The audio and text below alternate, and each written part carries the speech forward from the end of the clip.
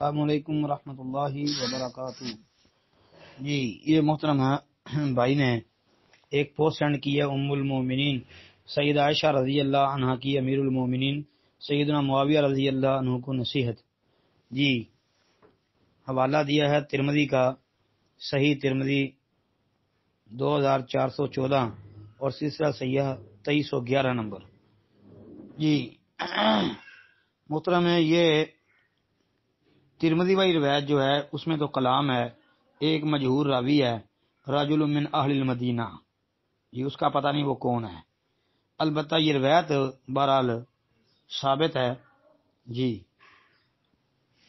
روایت مرفوع بھی ثابت ہے، موقوف بھی ثابت ہے۔ صحیح ابن حبان کے اندر 277 نمبر پر ام المومنین عائشہ رضی اللہ عنہا سے یہ روایت منیل تماسا رضی اللہ والی جو ہے یہ مرفوعاً موجود ہے اور انشاءاللہ ثابت ہے۔ جی صحیح ہے اس کی سند۔ جی باقی حضرت عائشہ رضی اللہ عنہ سے موقوفاً بھی ثابت ہے، جیسا کہ شیخ البانی رحمۃ اللہ علیہ نے سلسلہ صحیحہ کے اندر اس کے اوپر کمال کی بحث لکھی ہے۔